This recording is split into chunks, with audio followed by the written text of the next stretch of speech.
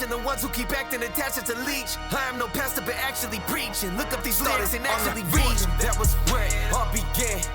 Had to put in work. Every day we got it in.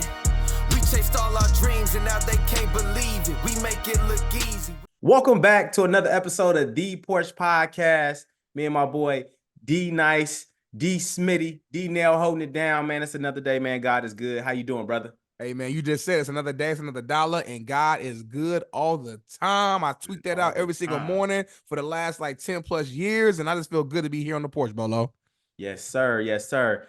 Before we move any further, I just got to get this off my chest. Oh, okay.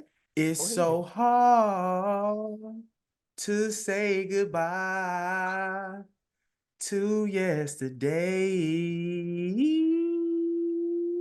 Hey, for my listeners, man, I got to say my piece. Obviously, Justin Fields is no longer a Chicago Bear. If you're listening in your car, you're listening while you're working out, I am currently rocking a Justin Fields jersey. I'm mad because if y'all know, authentic NFL jerseys ain't cheap. You feel what I'm saying? So for me to pay for a jersey to be able to get my money's worth, right, I don't think 3 years was enough. All right. Now, I'll just say this. The Bears fuck Justin Fields. All right. Now, I'm happy for Justin Fields that he's transitioned on something new, right? The Steelers, was a team that seen something in him, picked him up, right? But I think the Bears didn't do right by him. And obviously, this is spilled milk. Obviously, this is a conversation that has been talked about by a lot of analysts, by a lot of people online. But I just want to speak my piece to this. March 16th will be a day that will go down in history for everybody in Chicago. And that is when Justin Fields was no longer the quarterback for Chicago. Couple reasons, in my opinion, right? For one, he's a black quarterback, right? Chicago don't see too many black quarterbacks. So for us to have a black quarterback, for him to come from O State, be a winning quarterback, come here, have some success, with what he had, right? I think said enough. I think the Bears organization got caught up in the hype around Caleb Williams. Everybody talking about him. Some of the analysts were over the heels for him and things like that. So for them, I think the organization was like, hey, we might fail. We might fail if we keep Justin Fields, right? But now they're playing with the house money. It's like, okay, what do y'all want us to do? If we lose with Caleb Williams, the world wanted Caleb Williams, we got him, right? But if they would have kept Justin Fields and Caleb Williams would have went somewhere else and Caleb Williams coincidentally would have started balling, then now, somebody has to fall on the sword, right? So I think the organization will always put themselves in the best situation not to fall on the sword. And Justin Fields was unfortunately a guy who had been falling on the sword since he came in the door. 2 offensive coordinators. Everybody know the transition from a college athlete to a NFL athlete is 2 totally different worlds, right?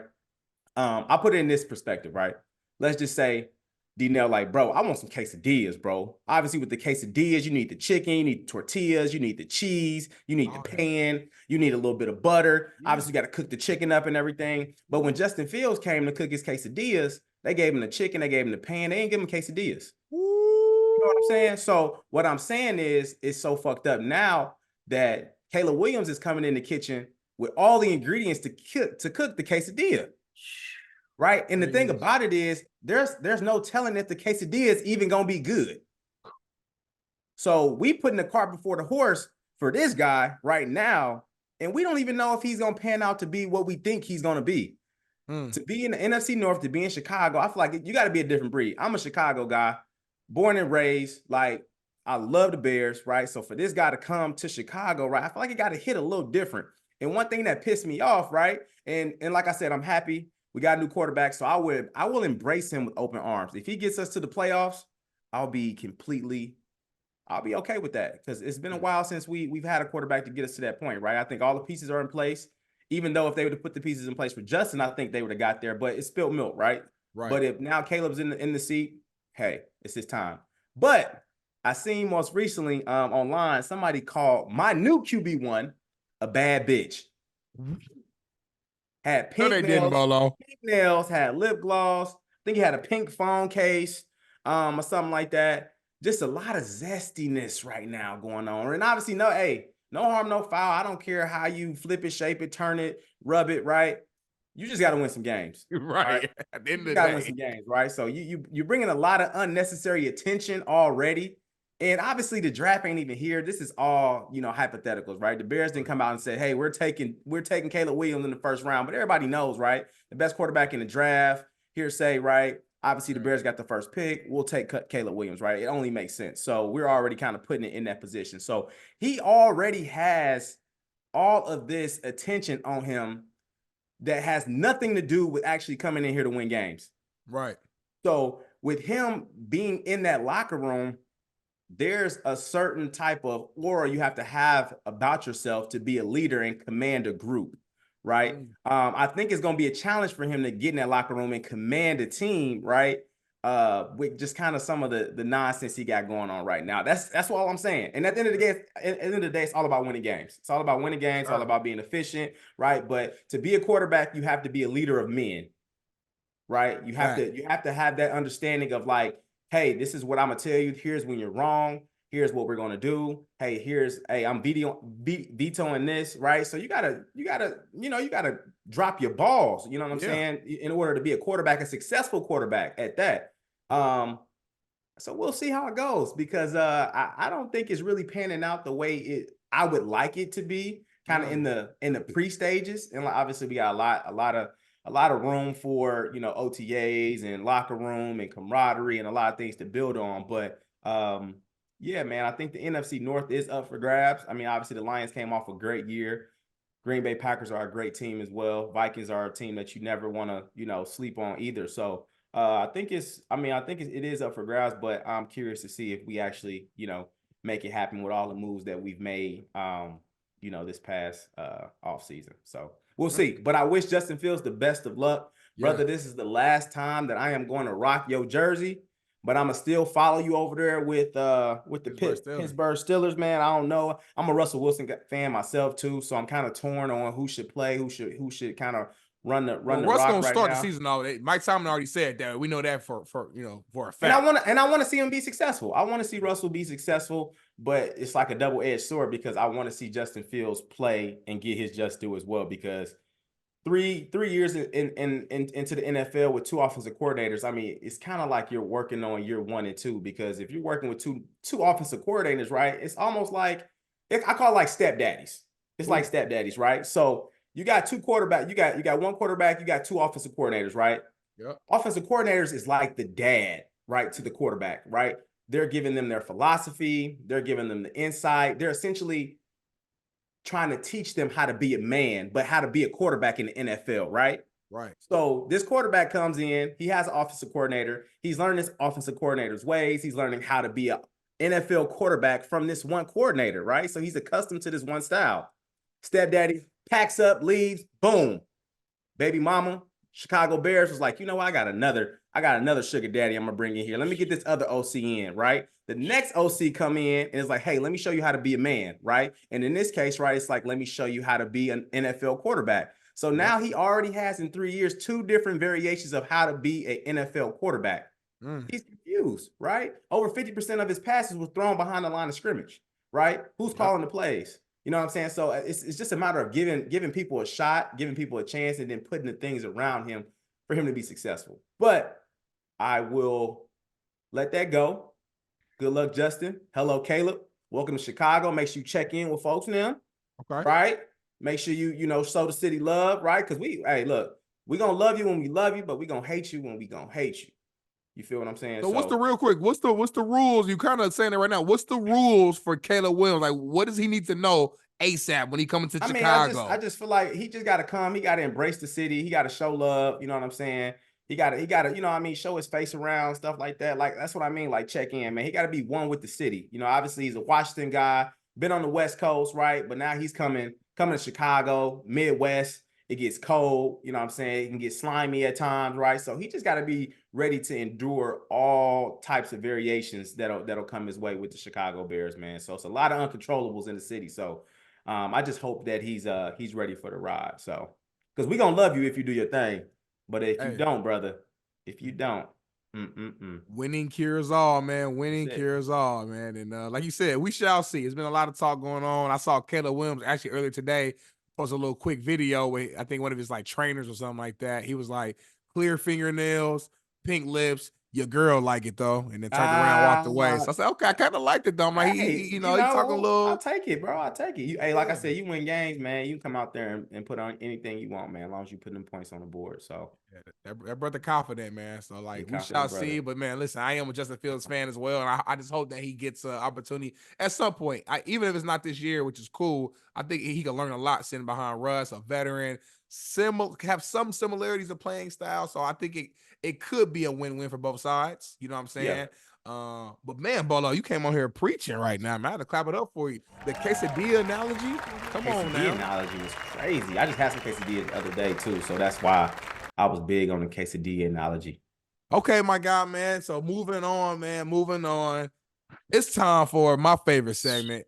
What's your response? I heard you had a good one today, Bolo. I know the Porch family, they've been waiting. Our last episode with Mr. Alvin Jones, the creator of Rap City, we didn't have a chance to get that segment in because we had a lot of storytelling to tell during the episode. But today it's just me and you, my brother. So Let's do it. I gotta ask you, man, what is the tea today? What's going on the What's Your Response segment? Sips T. So, Porch family, get into this, right? So, a female friend of mine is the maid of honor in her best friend's wedding that happens to be in 2 weeks. The boyfriend and the girlfriend were together for about 3 years, right? The maid of honor, which is obviously my friend, found out that the groom cheated 6 months into the relationship on the potential bride, right? But the bride does not know at all. So the maid of honor is in a pickle because she's like, do I tell her? But if I tell her, the wedding is off. But do I just let it slide and let them live happily ever after? With me knowing he backdoored her at least 6 months ago. So Porch family, D-Nail, obviously, what's your response, bro? Just for clarity, 6 months ago or 6 months within the relationship? Sorry, 6 months into the relationship, he backdoored her. And now 3 years later, they're getting married. This is a tough one right here. This is what you call being between a rock and a hard place, Bolo. But you asking me right here on the porch, live on the porch, my honest opinion, removing all emotions and thinking with clear-cut logic and understanding of the bigger picture. You gotta keep that to yourself, sister. Ooh. You gotta keep it to yourself, Bolo. Man, listen, you said it happened 6 months within their relationship. I don't even know if that even counts as an actual relationship yet. Y'all dating, y'all figuring stuff out. What's your favorite color? What you like to eat? Y'all probably not even living together yet, I'm assuming. Y'all probably just still meeting up and stuff after work. Listen, it's wrong. You should never cheat, man or woman. I'm not defending him for cheating. That is absolutely wrong.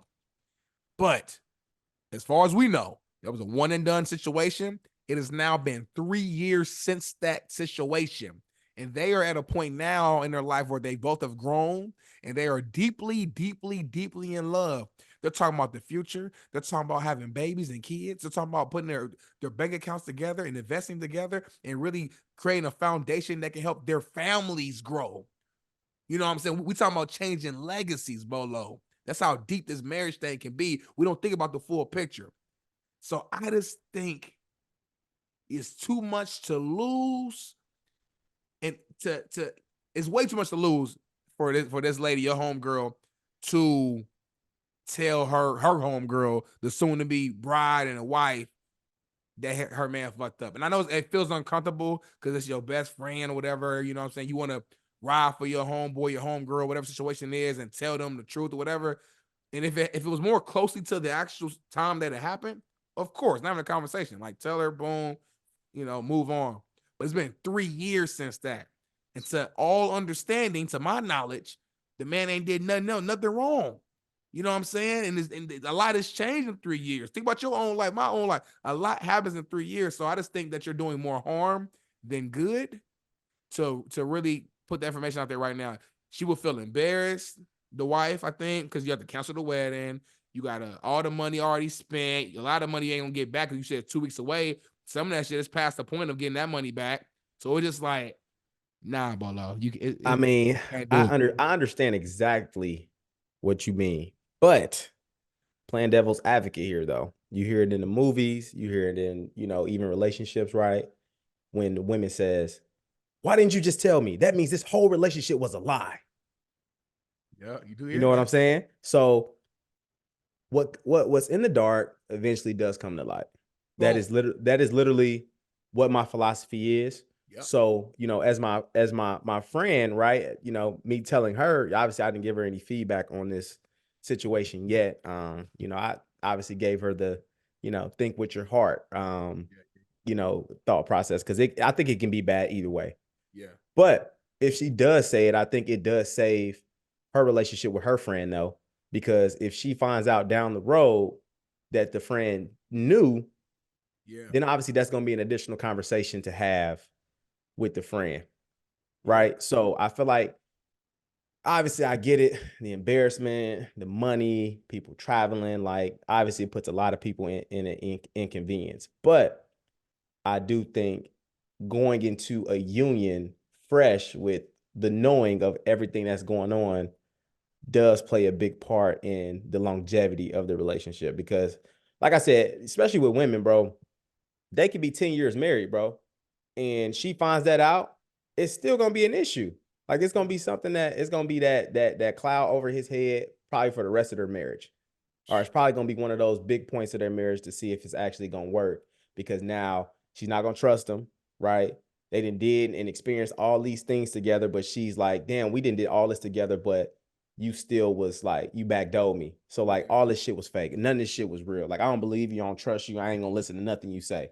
You know what I'm saying? That's why it sounds like fucked up. Like I'm not on some sneak. I ain't no sneaky type of dude. It's nothing like that. I'm just, as I've gotten older, I try to think without emotion, because we're all emotional. We get mad, we get our feelings hurt, we get sad, we get embarrassed.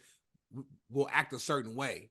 But when you remove all of that and you just think about the big picture, if you're marrying this man, he must have every quality that you're looking for in a husband. He must be a really great man that you're willing to, under God, you know what I'm saying, really commit to this man. And I would assume talk about kids and all that type of stuff. You know what I mean? So like, I just think that, because what you're saying is right, Bolo. Women are emotional, and it could be 10 years down the road. They found out about it, and now they don't believe nothing in the relationship. Right. But in reality, that's not real. That's not true either. So it's like, okay, I messed up 6 months within our boyfriend and girlfriend relationship, and now you're saying everything else has been fake. Like, come on now, that don't make sense. Like that makes zero sense. This man ain't marrying you for no reason. The same thing you see in him, he sees something great in you as well. Y'all making a decision right now. So my thing is, look, as long as he ain't actively doing the stuff, I think you got to just kind of take the L, so to speak, and like move on to think about greater pastures, bro. Like, this is a beautiful union. I'm gonna be real, bro. I know a lot, bro. I know a lot of people in my own family. I heard stories about my grandfathers as I got older. The old Keep heads it different. funky. The old heads used to move different. Keep it funky. But as The a old kid, heads you used see to your move grandparents, you like, different. this is, man, they've been together 30 years, 40 years. This is Yeah. beautiful. But when you get older, you start hearing the real stories and stuff. And I just think that in this world, we got to understand. And again, I'm just saying, it's not a pass for anybody. I swear to God, it's not a pass. But as humans, we are flawed. Whether it's cheating, whether it's being disrespectful verbally, whether it's lying, whatever it is, everybody's shit stink. Yeah. Everybody got something. Now you can say, well, this is higher than this, and this is higher than this. Ain't no sin greater than the other one. So unless you perfect, don't be over here judging somebody else. So my thing is, if you learned from it and you grew from it, and you're actually at a way better spot in a position where y'all can have like build something like that's real, man, bro, I think you gotta just hold that in. Gotta eat that, huh? What's the win? Okay, you go tell your homegirl. Okay, she knows now. Now she trusts you because you told her. Okay, the wedding's over. She's sad. She's depressed. She's embarrassed. But I guess you kept your friendship. But like, that's a good point. That's a good point. it's almost selfish, low key, to tell her. The more I'm thinking about it. Ooh, you think so? Because now you thinking more about you.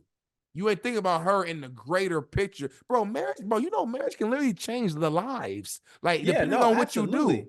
Absolutely. Like, I you can break get what you generational saying. curses. I get what you saying as far as like her being selfish, but I feel like it'll be a big issue whenever she finds out, though. Right. That you knew, though. Like, you knew, and you ain't say shit. You supposed to be my dog. Like, what's up? Like, you let me walk down the aisle with this man, and he said all this shit about how much he loves me, whatever. Obviously, I mean, this is just me saying, like, obviously, it could be very true, right? But sometimes the logic and how women think, right? He said all this stuff to me, confessing his love, right? Saying his vows, but you sitting there next to me knowing he did this to me, right? So, I mean, I just think it's tough, man. It's tough. I think either way it goes, right? Yeah. I think marriage is a beautiful thing. It's a beautiful union, right? They'll end up having kids, great house, home, life, love. Like it'll be a lot of good things, right? If it's just taken to the grave, right? But in the case that if it's not taken to the grave, right? I think that it'll be bigger fish to fry. So yeah, I don't know. I mean, I'd love to hear from the Porch family on this one. This is a tough one. I'm gonna put this on social media so we can hear from everybody online. Maybe I'm tripping. Maybe I'm like legit tripping. You know what I mean? Because if I put myself in a situation, I probably would want to know. But then again, I don't know though. I don't know, bro. boy, you want to know, boy. I know I would want to know, I think I boy. want to know, but then it's like you invest so much But time into damn, that why you shit. tell me that now? Now I'm mad as fuck now. Because to me, it's it's like the same concept. Like right now, I'm not about to be going through my woman's phone and stuff like that. One, I yeah, trust her. I feel you on that. But Yeah, number two, in the event that she is doing something, like you said, everything in the dark will come to light. I don't want to be like searching for it, and then I'm not trying to look for something that's gonna hurt me and be mad. And then on some like, you find out, like you said, you made a good point. Like you find out, and then you still moving forward with it. Right. Like You know what's what I'm the saying? It's like like, what's the damn, so and now let's say she do find out she still decides to marry Buddy, but now they getting married on like a rocky foundation. She's not really as happy. And now Buddy find out that your best friend told y'all can't really, you ain't about to be around my house like that either though. facts, Even though I was technically the wrong, you caused a he caused some situation issues, some unwanted during my issues. wedding. It made my wedding a negative thing. I don't really want you in my crib no Oh, more. And so I'm the head of the maybe household. so maybe she should tell the groom, you need to talk to your future wife about this issue before I do, type shit. On some Tyler Perry shit. She could talk to him and he should be like, listen, you as her best friend, I respect you for coming to me and doing this. You didn't have to do it. That was a mistake that was made 6 months in when me and Shorty was woo. I'm different. It was 3 years. It was a one-time thing. I messed up. We moving on. I've talked to God about it. God has accepted it. Forgive me. We moved on. That's what we're doing. Please do not bring this up because it's not worth it. It's because like, bro, people really change. Like 3 years, bro. Like fuck. Life, yeah, people like, change. That's man. a whole nother. You a whole nother. I'm a nigga. whole different person from right. Like you like that was like 3 years, nigga. That's a fact. We know niggas, Bolo. We know niggas. That's a fact. You know what I'm saying? Niggas change, B. Niggas change, B. Niggas change, man. But I know one nigga that needs to change, but it sounds like he ain't changed. And that's that dude, Puff Daddy, Puff Diddy, P. Diddy, Did Diddy Do It? It's gonna be the damn title on this episode right now, man. Damn. Unless you've been living underneath a rock, man, it's been all hell has broken loose in the Combs households, plural. So kind of just giving y'all a quick, I guess, rundown, update, timeline, whatever, man. Diddy has been subject of a federal investigation. Federal agents, I think it was Homeland Security, raided all of his homes. He had one in New York, Miami, out here in LA, where I'm at. Allegedly, they found guns. They found some phones were seized. It looked like they were looking for something specific within the house. No one has been actually arrested right now, but right now, Combs, P. Diddy is like 5+ lawsuits of sexual assault, sexual trafficking, and engaging in other criminal activity, man. And it got the social media world and the media world just popping right now for all the wrong reasons. And I guess I'm gonna throw it to you first, Bolo. Just obviously right now, no one's arrested. These are all technically allegations. Right. But like, just what is your overall thoughts right now on the situation, man? This is P. Diddy, man, who's a legend, a music mogul, a billionaire with a B, somebody that Black people honestly, like, especially younger, you kind of look up to, as somebody that you want to thrive to be. And now you're hearing all these allegations about it. Like, it's hard for me to believe they all lies, Bolo. But I'm gonna let you go in first. Yeah, I think that's the angle where I'm at with it. Like, obviously, everybody kind of knows some of the bullshit that he's gotten into is pretty intense, pretty severe, right? Drugs, trafficking, like some pretty intense stuff. I'm just kind of frustrated that like it's just another Black person who was at such a high point in his life, right? Where, he was kind of like for a minute, he was a spokesperson for the black community. You know what I'm saying? Vote or die, like love, like kind of putting that good energy out there. You know, De Leon, Ciroc, like all that stuff, man, was just Revolt. like, yeah, revolt. Like that's like big cultural pieces in the black community, bro. And like Diddy has been a part of a lot of things when it comes to black culture. You know what I'm saying? So him getting into that bullshit, you know, it just kind of sets us back, you know, a little bit in a lot of aspects. And obviously, I think black people gonna be black people, right? You know, we get online, you know, we start throwing jokes and shit. Like we make everything like a joke and a mockery of it, right? So, I mean, it is funny, you know, when people throw out stuff, but I mean, it's actually in all reality super sad though. Like you think about your R. Kelly's, you know, he get caught up in some shit, right? One of the best R&B legends to ever live. You think about Michael Jackson, right? Somebody who one of the best you know, pop artist to ever live, right? He getting caught up with the child stuff, and you know, now you got Diddy in this type of situation. I mean, it's just like, damn, like it's like you can't think about a very, very successful black man without eventually thinking like, okay, when is he gonna fall? Or like, what is he doing wrong behind doors where he'll eventually get caught, right? And I know like other races are probably looking at us too, like, damn, like what the fuck is going on in their world right now? You know what I'm saying? So I think it just sucks, man. Just for the black community to just continue to go through the same cycle of like our heroes, right? The people that are kind of leading us per se, right, going down these types of paths of destruction, essentially. Because I mean, obviously, big picture focus. You know, I was reading like Candace Owens had said something. Obviously, especially the black community, they ain't really into Candace Owens because you know she speaks her mind and says some things that aren't really too favorable amongst you know the black culture. But she said something about like you know Diddy is just like a small fish in this big pond. You know what I'm saying? And you know things kind of fell down on him. You know, in a lot of aspects because the higher ups, you know, the billionaires per se, right, are kind of running things at the top there. And I truly believe that. I truly believe that, you know, Diddy, even though he was a spokesperson for us, he kind of was running the culture. I think he still was being maneuvered and you know, controlled in certain aspects just because that dollar would do it. And I think the dollar is powerful, man. Sometimes you get to a point where, you know, fun ain't fun no more unless you're doing something you ain't supposed to be doing. Right, You right. know what I'm saying? So And there's rumors. I mean, it's all again, these are all rumors, allegations, conspiracy. So listen, I'm not saying any of this is facts, but there's rumors right now that like if you saw the video of like the aftermath of I think it's LA home of how it looked from like Homeland Security after they went through, it wasn't as like crazy like of a mess as you would assume it would be after like a full-blown raid. So that tells me that they were looking for very specific items or something very specific that they were searching for. And there's like rumors that people think that they went into his crib to just find evidence that he has on those higher ups to destroy it, to protect them. That's a conspiracy.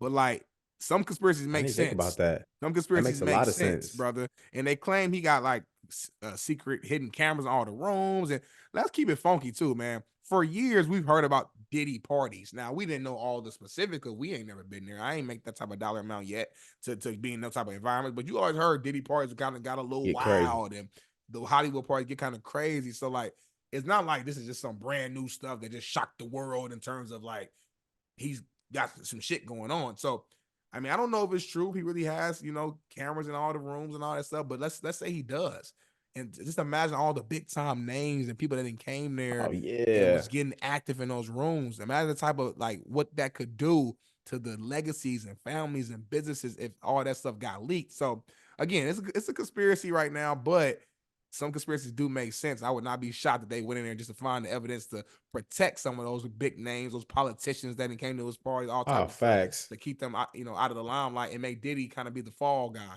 You know what I'm saying? 100%, bro. And I seen something where they trying to slap him with a Rico. You know what I'm saying? Like Bad Boy Entertainment.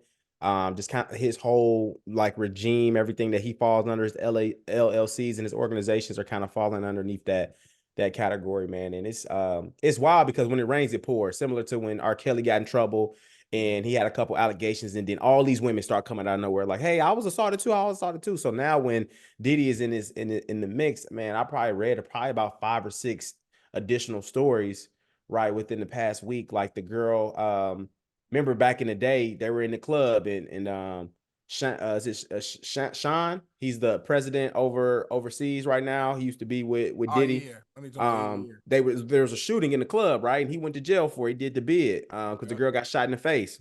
Yeah. Now the girl's coming forward now saying, "Hey, Diddy was the one who actually shot me in the face." Oh shit. You know what I'm saying? So it's stuff that's super intense that's just coming, like he just getting slapped and slapped in the face with just so many different things. Like, Right. and then I heard that, like, on a lot of those affidavits that Justin Combs was on a lot of those things too. You know what I'm Right. saying? The son. So he got the son in the mix. Obviously, Christian and Quincy, I don't think they were heavily involved in kind of some of his day-to-day movements, but I think Justin was involved in a lot of his day-to-day interactions. And I Allegedly. think for me, that's where I kind of lose respect for him to that point. Obviously, everything he's doing to this point of like with the women and all that stuff, like that's all that shit is fucked up. Like Yeah, of what I course. mean, but it's still allegedly, right? But as a father, right, to be putting your kids in that type of position, right, to do wrong, you know what I mean? You teaching them the wrong way, right? That's when everything kind of just goes out the window for me. Like, dude, like you a bad individual, man, to be luring your kids into this type of life. And who knows what'll happen to, with Justin when the chips finally fall. Yeah, man. That's a good point, man. And you're seeing all types of names are popping up. I'm seeing Cuba Gooding Jr.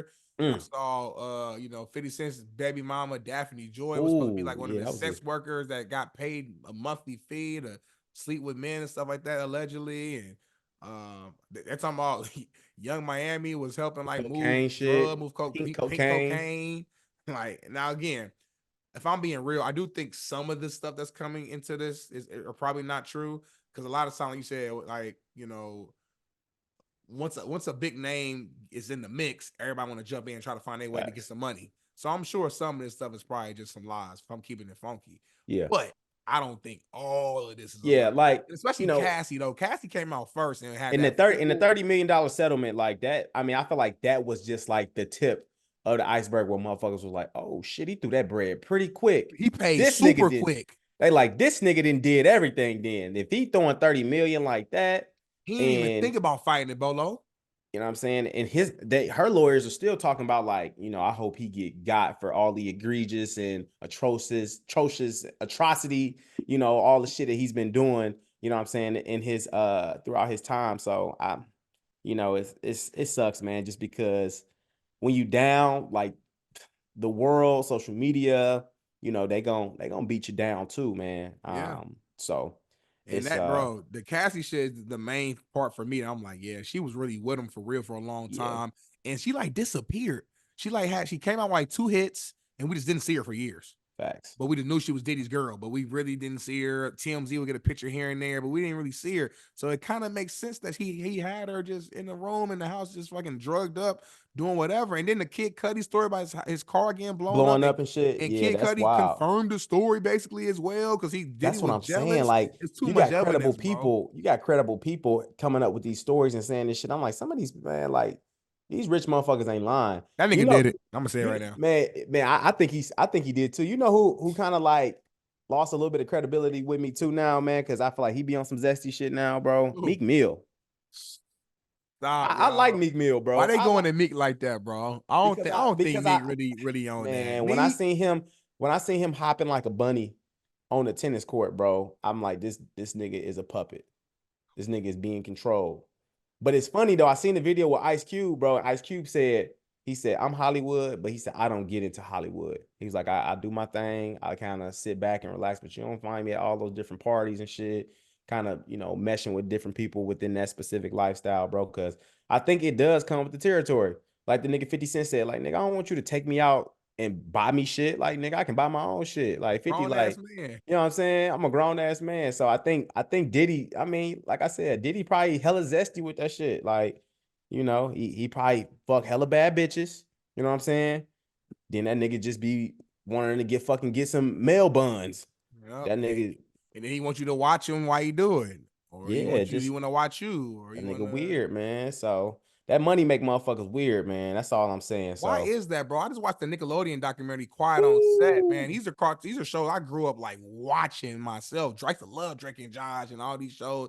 And you got these people sexual assaulting these kids, and you got people just verbally abusing and all I these are really kids, be bro. thinking that kid shit. Like, it's gonna sound crazy. Motherfuckers may think I'm tripping, but I really think like a motherfucker got to really be like, something has to be wrong with you Yeah, like to you fucked like up. on the Quiet on Set. Like, one of the producers was fucking with a 11-year-old.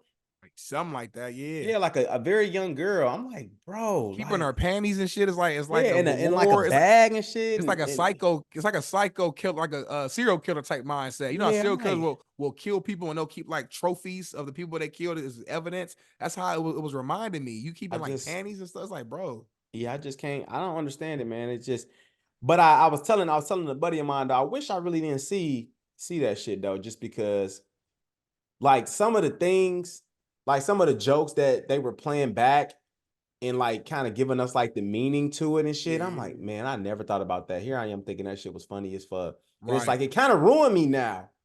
As yeah. opposed to me seeing it beforehand, I just thought like that shit was silly. And then like I'm seeing these specific scenes, I'm like, Let me damn, be devil's what? advocate real quick on some of those. Do you feel It like was a some of stretch. those they were reaching though? I thought so. I thought So, so. some of them was like Without in me, hindsight, it's like you could say that now, but like, yeah. And I didn't want to sound insensitive. Obviously, we live in a world now where like you know, you got to respect people's feelings and what you know, yeah. certain Well, shit, aspects. hey, But respect my feelings too. like I got an opinion too. Shit. the first and second the first episode, like there were a few things where I was like, I think that shit is just funny. Like, Right. you know, I don't think there was any like intentional like Yeah. sexual derogatory things with that. Right. Right. But people can, you know, the mind can wander. People can flip something. I can be talking about something completely bland or completely Right. like gray, and somebody can manipulate what I say to make it sound sexual. You know what I'm Right. saying? So And, and the director, I can remember Buddy name, like the main guy that was talking about, not the Dan, guy that, yeah, Dan, like he came out, had his own response. He was like, listen, every skit idea we had, parents was in there, my higher ups was in there, had to go through the chain of command and they approved it. So like y'all acting like I just came up with this some quote unquote weird shit behind closed doors and just threw it out there. Now, again, I'm not there. I don't know how true that is or how much power the other people have. I have no idea. I'm just listening to what he said. You know, it's always, three sides to a story. It's his side, it's their side, and it's the truth.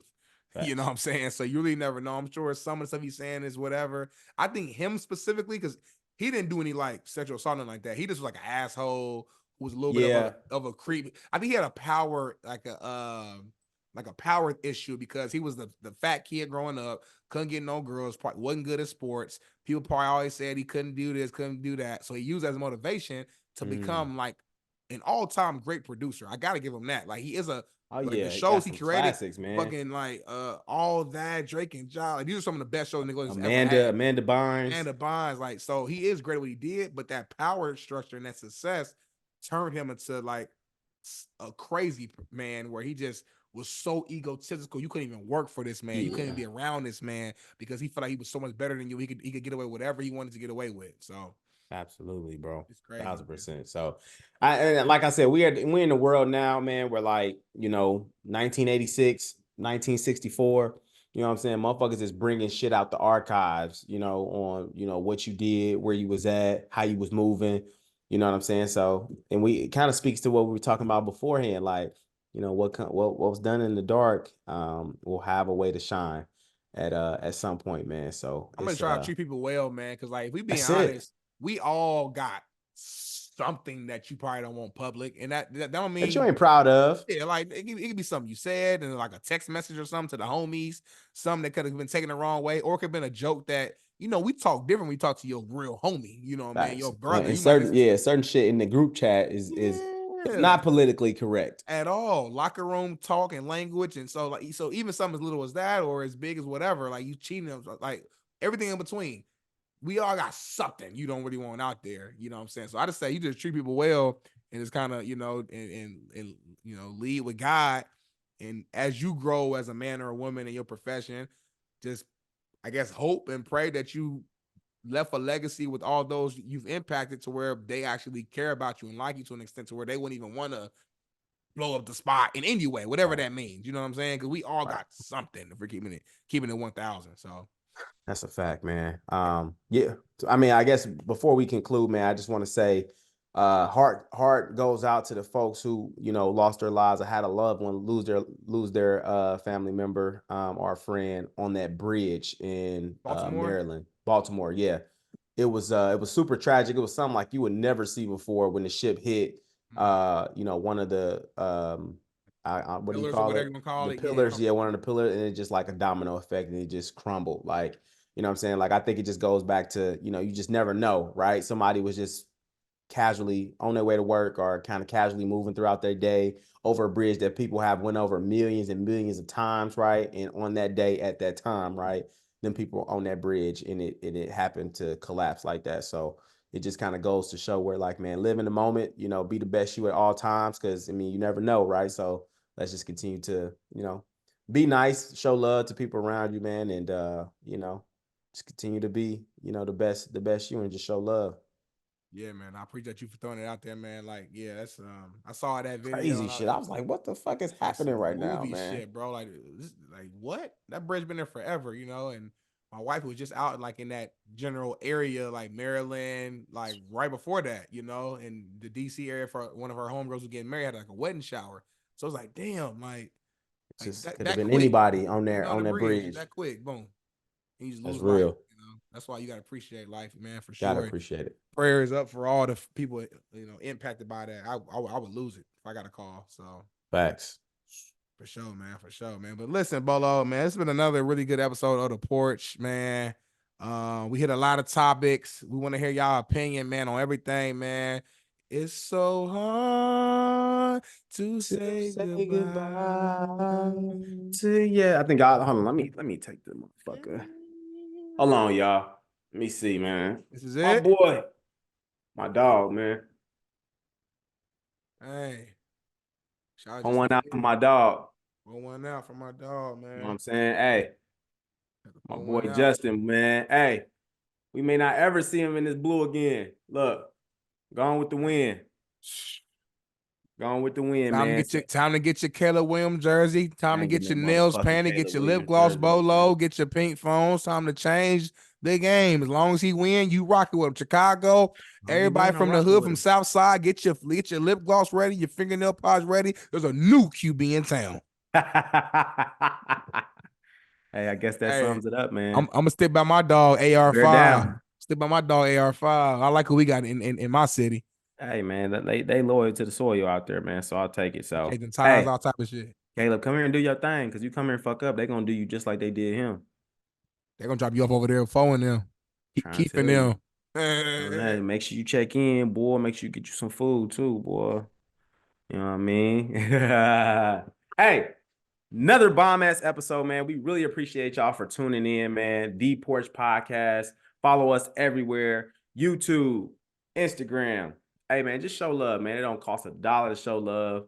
One quick note, Bolo. I'm gonna throw right back to you. Shout out to our subscribers. We hit that 1,000 mark on YouTube, man. We get monetized on YouTube. Shout out to y'all. Let's get to 2,000 now. I'm motivated. Let's get to 2,000, man. We climbing. We ain't stopping working, man. We grinding, man. The Porch Podcast _ man. Follow us on Instagram, man. We're gonna actually continue to post videos. Go ahead and comment, like, share, subscribe. Tell a friend that this is The Porch Podcast, man. Remember, man. Hey, when you fail, that doesn't mean you should stop trying, right? Because when you put that seed in the dirt, it got to go through darkness before it can grow. Crazy, man. Hey, and you know what? When you wake up every morning, just make sure that the best you is the best you. And we out. Peace. That was where it all began. Had to put in work. Every day we got it in. We chased all our dreams and now they can't believe it. We make it look easy.